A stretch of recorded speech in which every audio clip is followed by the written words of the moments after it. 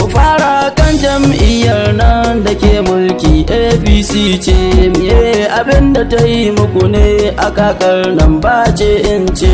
Zalunci dukkan yayi yawa ƙasar nan gaskiya ɗaya ce, mu gane wanda yake son mu ba zai mana wannan mulkin ba. Mafita ɗaya ce Rasulallah bayan ciwaye za mu rike.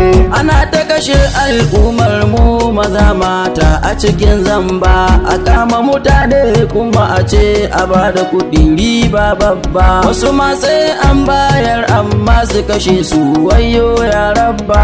Wallahi dukan mu dawo gun ma'aikin Allah shi mu rike.